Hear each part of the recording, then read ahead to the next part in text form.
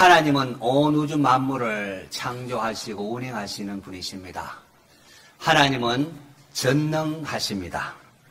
하나님은 우리가 그 어떤 상황 속에 있다 할지라도 하나님이 함께 하시기 때문에 기뻐하기를 원하십니다. 그래서 바울은 고난 중에 있는 데살로니가 교회에 편지 보냈으면서도 항상 기뻐하라 라고 했습니다.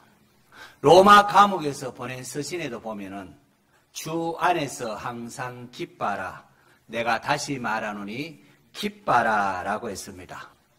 오늘 우리가 살펴볼 야고보서도 보면은 발신이 수신을 언급하고 곧바로 1장 2절에 들어가면은 내 형제들아 너희가 여러 가지 시험을 당하거든 온전히 기쁘게 여기라 라고 말합니다.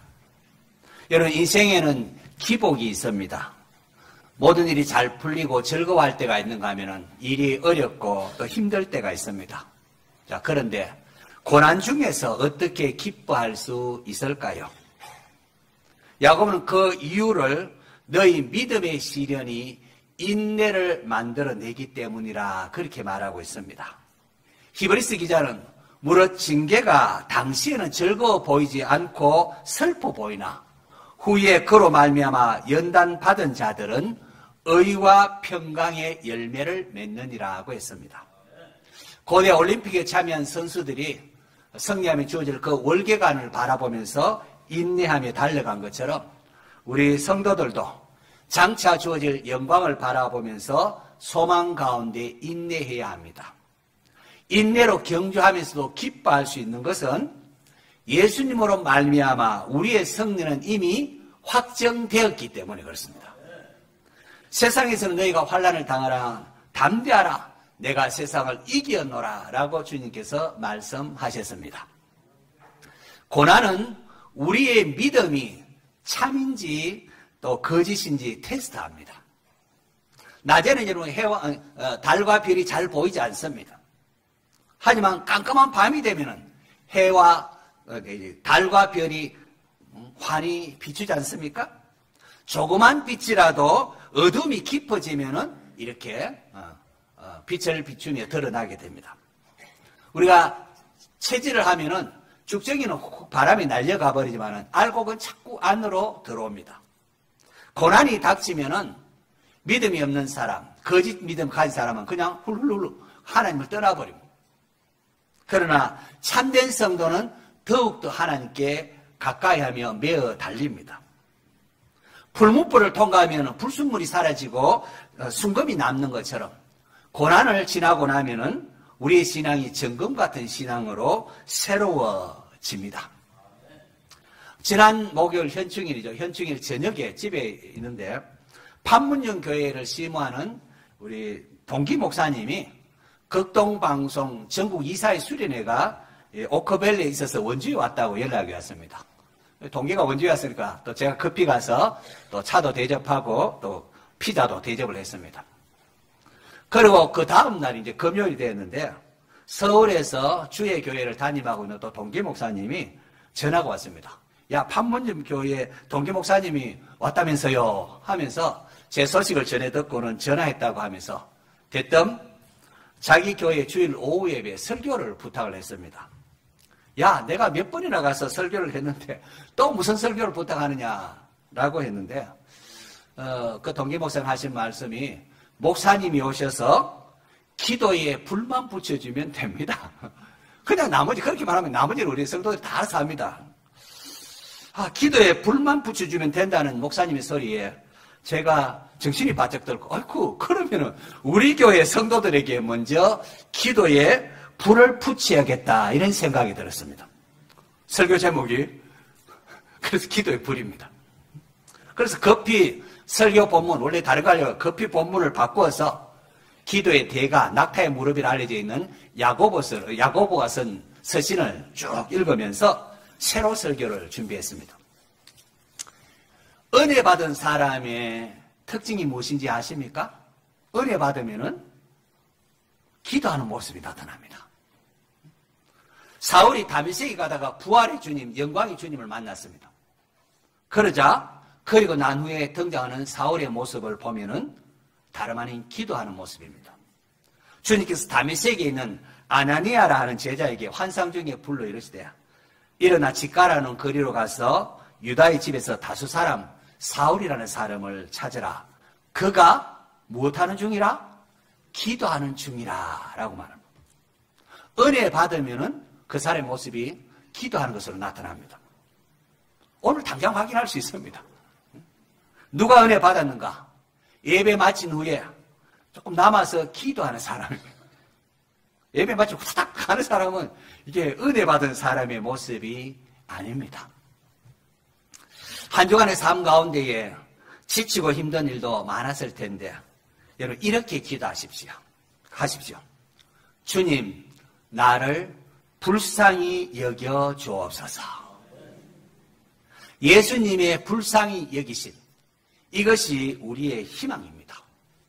복음서에 보시면은 예수께서 큰 무리를 보시고 불쌍히 여기사 그 중에 있는 병자를 고쳐주시더라라고 했습니다.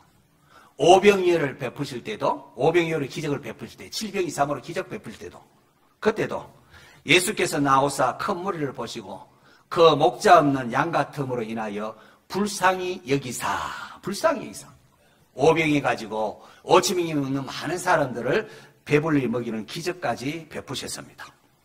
7병 이상으로 4,000명 넘는 많은 사람을 배불리 먹이실 때도 예수님께서 내가 무리를 불쌍히 여기노라. 그들이 나와 함께 있은지 이미 사흘이면 먹을 것이 없도다. 길에서 기진할까 하여 굶겨 보내지 못하겠노라 하면서 기적을 베푸셨습니다. 예수님께서 난성 과부의 죽은 아들을 살리실 때도 주께서 과부를 보시고 불쌍히 여기사 울지 말라 하시고는 그 청년을 살려서 그의 어머니에게 돌려주셨습니다. 예수님께서 예루살렘으로 올라가실 때에 사마리아와 갈릴리 사이를 지나갈 때에 10명의 나병 환자들이 예수 선생님이 우리를 불쌍히 여겨 주옵소서 부르셨습니다. 그래서 예수님께서 가서 제사장에게 너희 몸을 보이라 말씀하시고 그들이 가다가 나음을 받았습니다.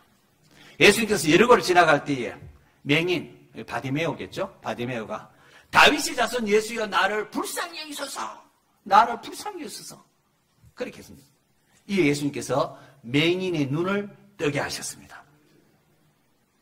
예수님께서 달리 객과 과와 가부를 돌보라고 하신 게 아닙니다.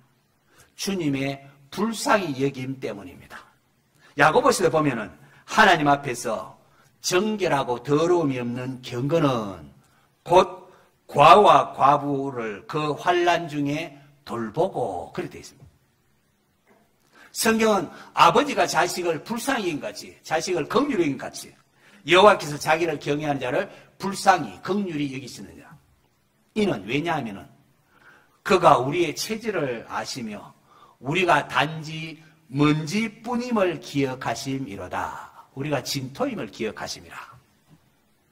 우리가 어떠한 존재인가를 알면은 여러분 애통할 수밖에 없고 기도할 수밖에 없습니다. 하나님의 도움이 없으면 한순간에 망하고 망할 수밖에 없는 존재입니다. 하나님의 은혜가 아니고는 한순간도 살 수 없습니다. 그러므로 이렇게 기도하십시오. 주님 나를 불쌍히 여겨 주옵소서. 한번 따라할까요? 주님 나를 불쌍히 여겨 주옵소서. 한 번 더요. 주님 나를 불쌍히 여겨 주옵소서. 주님께서 우리를 불쌍히 여길 때에 우리는 주님의 은혜를 덧입을 수가 있습니다. 예수님께서 말씀하셨습니다. 내가 너를 불쌍히 여김같이 너희도 내 동료를 불쌍히 여김이 마땅하지 아니하냐. 주님으로부터 받은 복과 은혜를 이웃에게 흘려보내는 성도 되시기를 바랍니다. 그래서 우리도 이웃들에게 어떻게 대하느냐, 이게 기도응답의 중요한 문제이기도 합니다.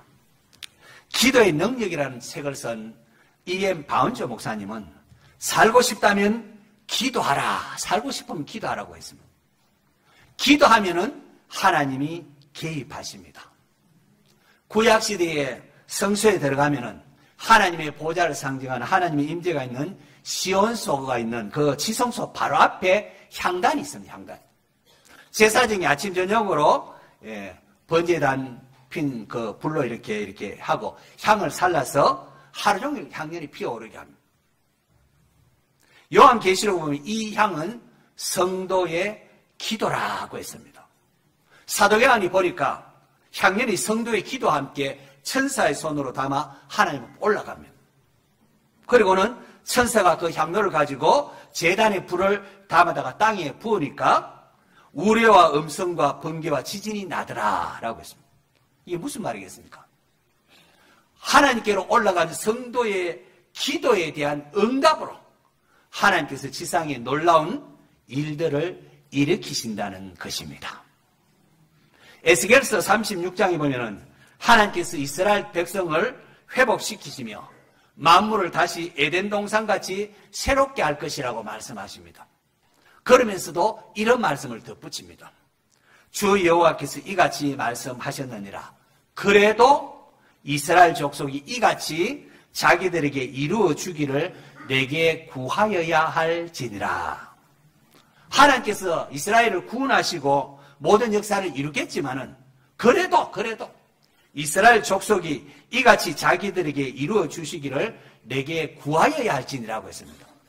구해야 된다는, 기도하라는 겁니다. 우리 야고보서는 삶의 실제를 다루고 있는, 삶의 성숙을 다루고 있는, 실제적으로 다루고 있는 성숙을 주제로 하고 있습니다. 그런데 그 비결이 기도라는 것이 서신 전체의 물줄기로 흐르고 있습니다. 모든 것을 후해 주시고 꾸짖지 아니하시는 하나님이십니다. 우리가 할 일은 믿음으로 구하는 겁니다. 야, 이놈아 그거 모르느냐? 꾸짖지 않고 후해 주신다고 했습니다. 믿음으로 구하는 건 믿음. 하나님 우리에게 좋은 거 주실 거야. 우리가 그렇게 하고 믿음으로 구하는 겁니다. 야고보는 첫 번째로 돈 문제를 다루고 돈 문제로 어려움 겪는 것을 다룹니다. 오늘 우리 사회에 돈의 영향력이 얼마나 대단합니까? 대부분 문제가 돈에 관련이 있습니다. 이 돈 문제로 인하여 사람들과의 관계에 금이 가고 심지어 부모 형제 간에도 막 서로 다투고 하지 않습니까? 사도 바울은 돈을 사랑하니 일만하게 뿌리라고 했습니다. 돈 문제는 탐욕과 연관되어 있습니다. 돈 문제로 어려움이 되어 야고보는 이렇게 가르칩니다. 너희가 얻지 못함은 구하지 아니하기 때문이요. 구하여도 받지 못함은 정욕으로 쓰려고 잘못 구하기 때문이라. 하나님께 다 이든 너희가 얻지 못하면 구하지 못하면 그러면 서로 자기 가지고 서로 치고받고 싸운다는 거예요. 너희가 얻지 못하면 하나님께 구하면 된다는 거고 구하여도 받지 못하면 정욕으로 쓰려고 잘못 구하기 때문에 그렇겠습니다. 돈 문제로 어려운 분들 아마 있을 줄 압니다. 이렇게 하시면 됩니다. 저는 이것을 경험적으로 합니다. 저희 아버지께서 사업에 부도가 나서 쫄딱 망한 적이 있습니다. 뭐 집도 차도 몽땅 그냥 다른 사람에게 넘어가고 우리는 그야말로 알거지가 되었습니다. 완전히 알거지가 됐습니다. 그리고도 빚으로 인하여 시달렸습니다. 우리 부모님 모르겠지만 그때 제가 얼마나 기도했는지요. 당시 이 문제가 해결되려고 하면은 하늘에서 돈다발이 떨어지는 것 외에는 방법이 없었습니다. 제가 보기 그랬습니다. 그래서 이 돌덩이를 갖다 놓고 금덩이가 되도록 기도한 적도 있고 또 복권을 사서 당첨되기를 또 이렇게 한 주간 기도한 적도 있습니다. 여러분 오도 가도 못할 그런 상황이 되면은 그런 기도도 하게 됩니다. 여러분. 그런데 아무리 그래도 소용이 없었습니다. 당시 제가 하나님을 얼마나 원망했는지 모릅니다. 하나님 어떻게 이럴 수 있습니까? 우리 부모님이 밤낮으로 저렇게 일하고 새벽에도 새벽 기도에 빠지지 않는데요. 우리 아버지는 교회에서 천사와 같이 인자한 분으로 존경받는 장로님인데 어떻게 이런 부끄러운 일을 당한단 말입니까? 하나님 정말 우리 가정을 사랑합니까? 하나님께서 살아 계시기는 한 것입니까? 내가 구원 받은 것은 맞습니까? 나중에 막 구원의 확신조차 흔들렸습니다. 그러다가 나중에 제가 하나님께 항복하고 이렇게 기도했습니다. 하나님 다듬으십시오. 뭐 부끄러움 당하면 당하겠습니다. 이제 더 이상 돈다발이 떨어지도록 기도하지는 않겠습니다. 그러나 우리 가족들 굶기지는 말아 주십시오. 일용할 양식을 주옵소서. 그렇게 기도했습니다. 제가 부들부들 떨면서 기도했습니다. 1억 천금을 기도할 때는 쉽습니다. 하나님과 돈답을 주고 이 기도는 쉬운데 일용할 양식을 구하는 기도는 쉽지 않았습니다. 이것은 자신의 정욕을 죽이는 기도고 날마다 하나님만 바라보겠다는 기도입니다. 우리는 주머니에 돈이 있어야 안심이 되지 돈이 하나님께 있을 때는 불안해 있어서 견딜 수가 없어요. 매일매일 일용할 양식 구하는 것은 믿음의 기도입니다. 놀랍게도 그때 이후부터 제 기도가 달라졌고 제 기도가 응답되기 시작을 했습니다. 하나님은 우리 가족을 굶기지 않으셨고 매일매일 그날 필요한 것을 하나님께 기도할 때 하나님께서는 100% 기도 응답하셨습니다. 90%도 아니고 100% 계속해서 그렇게 응답을 하셨습니다. 하나님은 정말 살아 계셨습니다.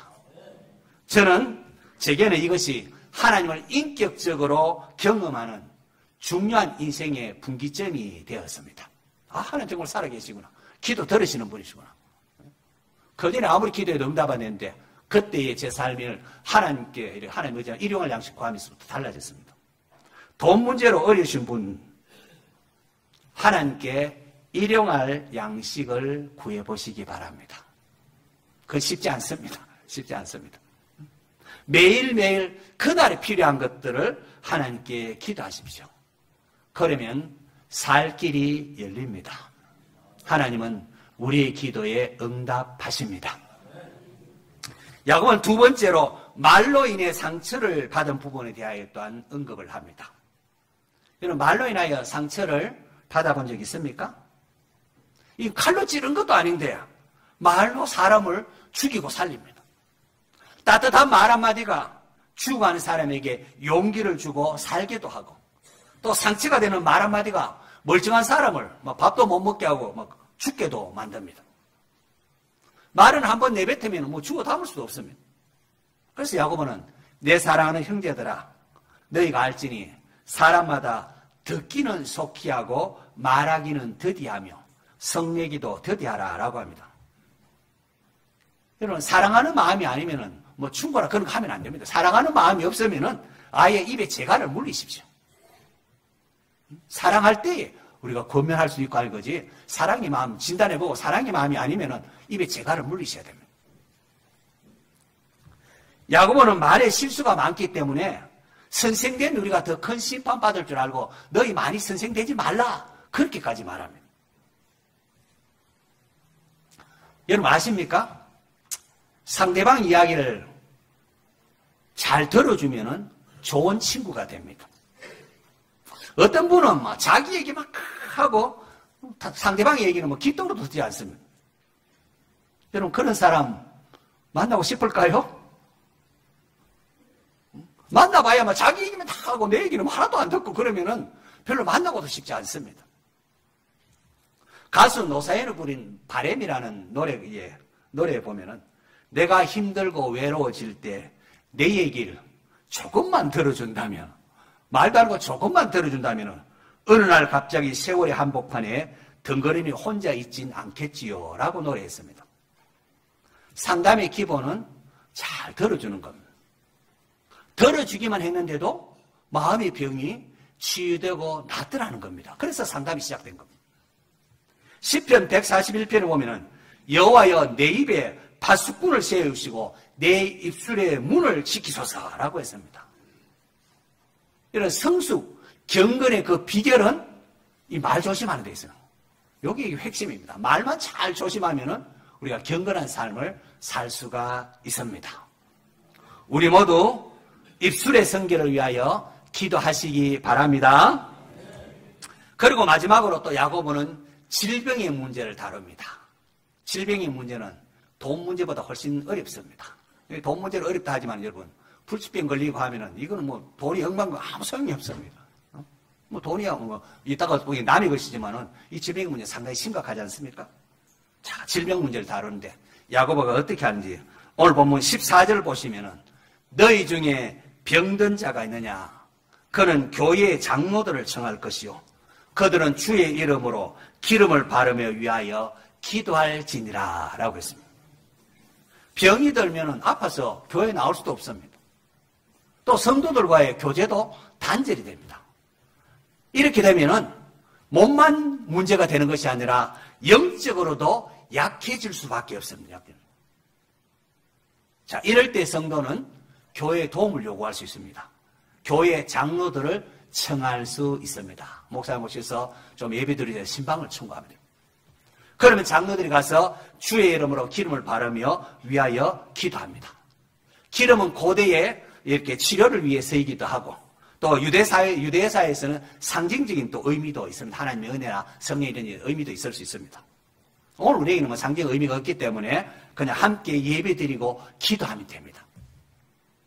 믿음의 기도는 병든 자를 구원하리니 주께서 그를 일으키시리라고 했습니다.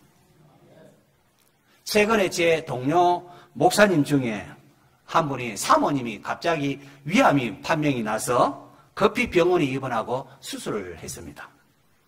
자, 그러자 동기 목사님들 그 인터넷 밴드에 어느 사모님이 지금 이렇게 수술합니다. 이렇게 듣습니다. 그러니까 우리 동기 목사님들이 사모님을 위해서 기도합니다. 목사님 힘내세요. 온전한 치유를 위해 기도합니다. 주님께서 의사의 손길을 주관하셔서 수술 잘 되게 하시고 빠른 회복도 주시기를 기도합니다.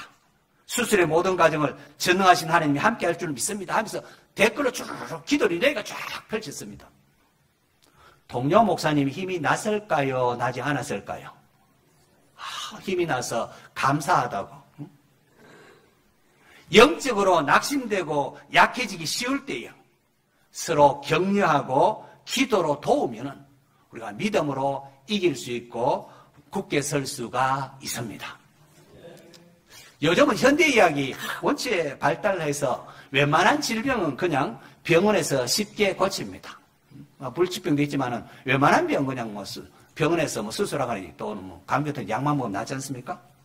그랬을까요? 뭐 아파도 교회도 잘 알리지 않는데요.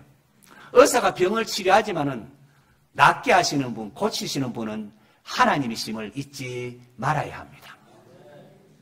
질병 문제를 다룰 때 또 높아심에서 또 말씀드려야 할 것 같습니다. 질병 문제를 다룰 때에 신유의 은사만을 주장하면서 기도하면 되지 병원에 가서 약 먹거나 하는 것은 믿음이 없는 것이라 하는 분이 혹 있습니다. 그것은 옳지 않습니다.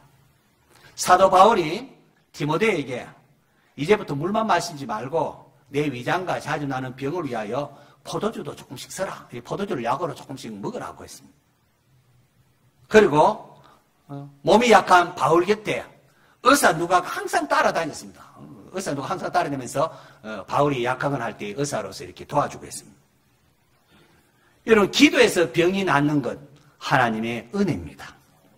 의사가 치료해서 낫는 것 역시 하나님의 은혜입니다. 이것을 특별 은혜 또 일반 은혜라 이렇게 우리가 신학적으로 말하는데요. 특별 은혜는 그야말로 특별한 경우에 한한 것이고 일반적으로는 병원에 가서 치료를 받아야 합니다. 어느 경우에든 낫게 하시는 분은 하나님이시기 때문에 성도는 병이 낫기 위하여 계속해서 기도해야 합니다. 혹시 죄로 인한 징계로 지워진 병이라면은 하나님께 자백하며 용서를 구하면 됩니다. 하나님 내가 잘못했습니다. 자백하며 용서를 구하면 됩니다. 교인들 간에 또 이렇게 잘못한 것이 있으면 서로 찾아가서 내가 그때 잘못했다고 고백하는 것이 또한 필요합니다. 그럴 때 하나님께서 죄를 사해 주시며 병도 치유해 주십니다. 의인의 강구는 역사하는 힘이 크다고 했습니다. 여기 의인은 하나님께 죄를 자백하고 용서함을 받은 성도를 일컫습니다. 자, 그리고 마지막으로 야고보는 엘리야의 기도를 통하여 기도의 능력이 얼마나 대단한지를 설명을 합니다. 17절에 보면 엘리야는 우리와 성정이 같은 사람이 돼요. 엘리야 특별한 사람이 아니고 우리와 똑같은 성정이 같은 사람이는. 그런데 그가 비가 오지 않기를 간절히 기도한 적 3년 6개월 동안 땅에 비가 오지 아니하고 다시 기도하니 하늘이 비를 주고 땅이 열매를 맺었느니라고 했습니다. 엘리야의 기도는 바알 숭배로 인하여 범죄한 이스라엘을 하나님께로 돌이키기 위한 것이었습니다. 당시 가나안 사람들은 가나안 땅에는 좀 비가 와야 살 수 있는 땅 아닙니까? 그런데 가나안 사람들은 바알이라는 신이 폭풍과 비를 주관하는 신이라고 그렇게 알고 섬겼습니다. 그렇기 때문에 아방에 의하여 국가적으로 바알 숭배를 도입을 하니까 사람들이 야 이제는 뭐 바알 숭배하면 비 걱정을 하지 않아도 되겠네 그렇게 생각을 한 것입니다. 이에 엘리야가 기도를 통하여 비가 오지 않게 함을 통하여 비를 주관하는 것은 바알이 아니다. 근데 바알 숭배하니까 아니지 하면서 비를 주관하는 하나님이 비를 주관한다는 것을 이스라엘 백성들을 이렇게 가르쳐주고자 한 겁니다. 이를 통하여 이스라엘 백성들이 회개하고 하나님과의 바른 관계가 회복되기를 바랐던 것입니다. 갈멜산에서 엘리야가 기도하니까 하나님께서 불로 응답하셨습니다. 그리고 다시금 비가 올 것을 기도하자 폭우가 쏟아지지 않습니까? 야고보는 엘리야의 바로 이러한 기도를 마지막에 도입함으로 기도를 통하여 하나님과 우리와의 관계, 바른 관계를 가질 것을 촉구한 것으로 보입니다. 사실 엘리야의 기도 이거 말고도 사렙다 가부의 죽은 아들 살리는 것 그것도 그 기도를 여기에 인용하지 아니하고 이 비를 인용한 것은 기도의 목적이 그냥 단지 그냥 이적보다도 하나님과의 바른 관계임을 말하고 싶어서 이것을 아마 인용한 것으로 보입니다. 여러분 세계 역사를 움직임에 있어서 기도가 얼마나 큰 힘으로 작용하는지 알아야 합니다. 아수르의 침략으로 인하여 남유다가 풍전등화의 위기를 맞았습니다. 그때 히스기야가 아수르 사네립이 보낸 그 편지를 하나님 앞에 놓고 하나님 보시옵소서.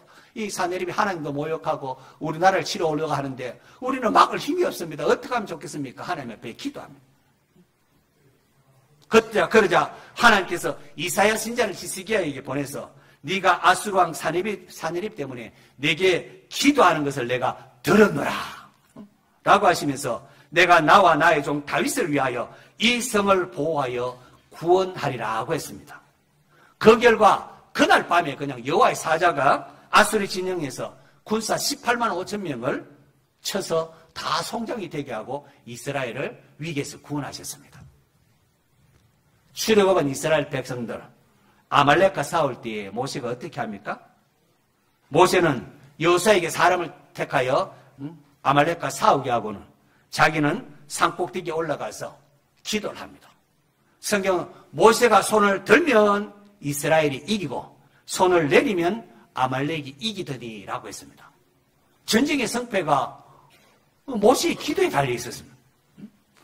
누가 무기가 좋으냐, 누가 군사가 많으냐 여기에 전쟁의 승패가 달린 것이 아니었습니다. 모세가 손을 들면 그래서 여호와 기도하면 이스라엘이 이기고 손을 내리고 기도하지 않으면 아말렉이 이긴 겁니다. 모세의 팔이 피곤하니까 아론과 홀이 이쪽 저쪽에서 모세의 손을 붙들러 올림으로 이스라엘이 승리할 수 있었습니다. 하나님께서 모세에게서 이것을 책에 기록하여 기념하고 여호수아의 귀에 외우도록 하라고 아직 외우도록 그렇게 하는 겁니다. 왜요? 그만큼 이게 중요하기 때문이라는 겁니다.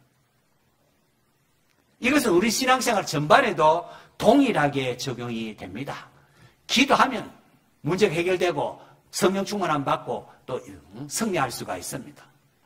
저도 이거 잊지 않으려고 전국 목사 장로의 기도회 때 모세의 기도 비상 받아가지고 여기 강대상에 넣고 시대는 부른다 기도의 7천 용사를 해갖고 여기 두고 이제 하고 있습니다.